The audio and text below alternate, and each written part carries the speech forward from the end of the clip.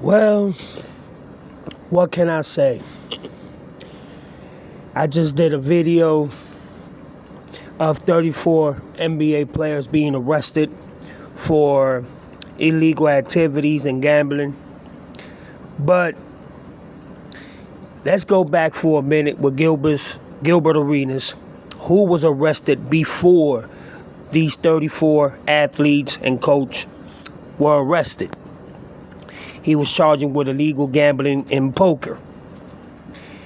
And now people are starting to say that maybe Gilbert Arenas is a snitch, that he basically snitched to get away and not be, you know what I'm saying, apprehended or taken into custody because of what he was charged with, and to also distance himself from all the other players and coaches that have been accused of illegal gambling. I don't know how true that is. It's just allegedly. But a lot of people are speculating. A lot of people are talking. A lot of people are saying that maybe it was Gilbert Arenas that probably gave the word to the FBI, cooperated with the FBI, and decided to sit down with the FBI and let them know everything that he knows, how the operation is moved, how they do it, you know what I'm saying, what bets are being placed and what games these bets are being placed in and everything, but also the poker allegations.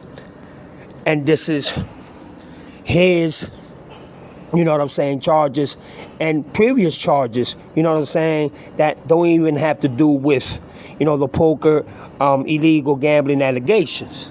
It says here, Gilbert Arenas has faced recent federal charges for operating an illegal gambling business and in 2010 pleaded guilty to a felony gun possession charge. You see what I'm talking about? So he had prior charges even way before these charges now were taking place. July 2025, illegal gambling charges.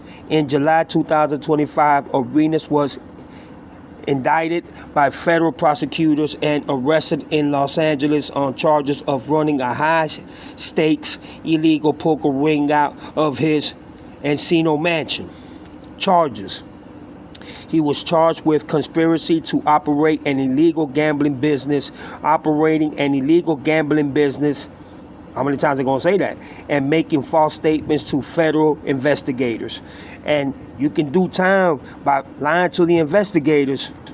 They will make your time even harder by you lying to them. If you don't cooperate and if they see that you lied to them, they can go ahead and give you an extra charge. And that will be more time into, you know what I'm saying, if you get charged and your sentence, they will enhance your sentence because of you lying and giving false statements. But the operation, the indictment states that Arenas, along with 5 other defendants, operated the ring by renting out his home for the games, collecting a fee from the pot, and employing armed security valets, chiefs, chefs, and service staffs. So that means he will make sure that everything was prepared. He had his chefs, he had his private security, you know what I'm saying, to make sure that everything was on tack and nobody, you know, was watching them from the outside. And he was making even more money because he would rent his home to those that wanted to, you know, pursue the poker operation and play. And he was also getting a quadruple guap by renting his mansion, you know what I'm saying, that the people that wanted to play, or the whoever, sports or any other big time, big baller, whatever it is, that wanted to play the illegal poker games, they will go ahead and just rent out his house, and why not? You see, this is nothing new. This has been going on for a long time. The thing is that it's not put out there fast and easy like we will expect for it to be, because once the FBI takes investigation of anything that they have to investigate, they want to make sure that they have enough evidence and proof to go ahead and, lock this person up and charge the person with whatever charge that he's enhanced to. You understand what I'm saying? The FBI don't operate, yeah, we got this little bit of evidence, let's go ahead and get them. No, they want enough evidence to make sure that they got their man exactly where they want him. And as you can see, it says legal status. Arenas pleaded not guilty and was released on $50,000 bond. A trial date was scheduled for September 23, 2025, which passed already. January 10th, felony gun possession. In 2009, while with the Washington Wizards, Arenas was involved in a locker room incident with teammate Javaris Clinton that began as a dispute over a card game. The incident, Arenas brought several unloaded firearms to the locker room and placed them near Clinton's locker following a verbal confrontation. Plea and sentencing. Arenas later pleaded guilty to a felony charge of carrying a pistol without a license. He was sentenced to 30 days in a halfway house, 2 years of probation, and 400 hours of community service. NBA consequences. The NBA suspended Arenas indefinitely, and he missed most of the 2009 and 2010 season. If it would have been one of the boys from the hood, if it would have been for somebody from the ghetto, they would have been given 10 to 15 years. You understand? Money talks when it comes to these type of things. But don't think just because you got money that you're just going to get away with it and not do no time. You understand what I'm saying? And it also depends your image and how famous you are and how much the industry itself is willing to help you and protect you so you won't have to do no time. So if you are big like LeBron James in a way, they'll probably would have gave him a big time fine and not even no time, no 30-day halfway house or none to that point. But since it's Gilbert's Arenas and he's not that famous, you know what I'm saying, they had to make sure that they gave him something. But he pleaded not guilty. So I don't know for when they set the trial for, because y'all just seen they set it for September 2025 on the 23rd day, but nothing else has been confirmed or said when his trial's going to be, when he has to present himself in court again. But if this man is found guilty for that, he definitely will be fired from whatever broadcast that has to do with ESPN or Fox News or CBS. They will make sure that they won't put him in none of them broadcasts or being interviewed in that perspective. They will suspend him indefinitely, permanently, for him not even to do any type of broadcast or shows. Now, if he decides to go on his own and do his own thing, that's a different story. You see what happened to Shannon Sharp, you understand? And he's still doing his thing, you feel me? But I'm going to tell you something. If he did snitch, then you know what? A lot of people are going down. Because don't think just because people are saying that he snitched that the FBI are just going to let him go like that. No, they're going to sponge this dude. They are going to make his life a living hell. They are going to make him spill more names and more people that collaborated and that participated and that were involved in these criminal gambling activities and such, such and such, etc.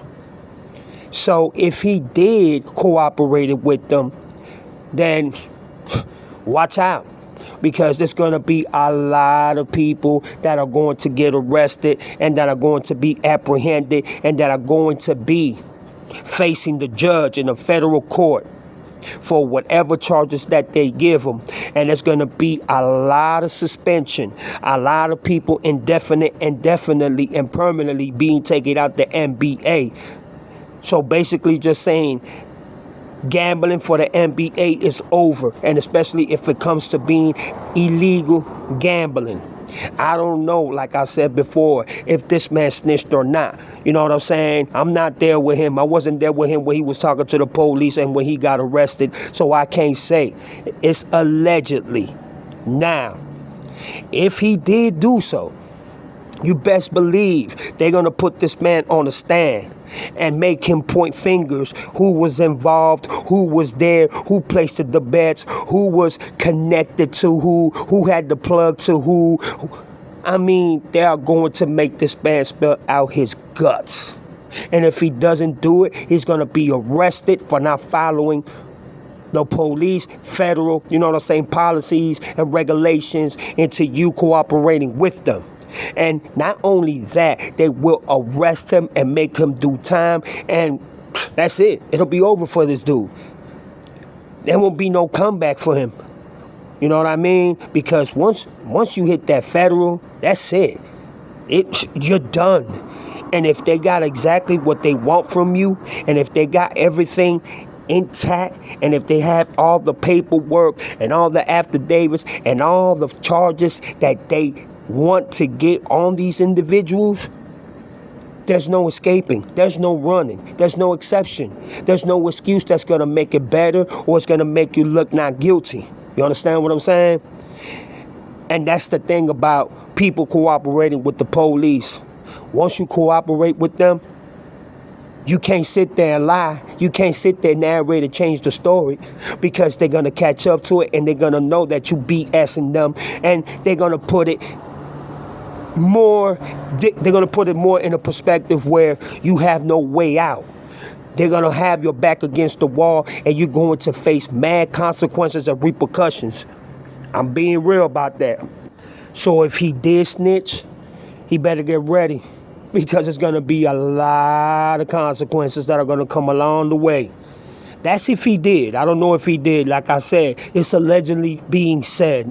But what a coincidence that, I don't believe a coincidence, but it's a coincidence that out of nowhere, 34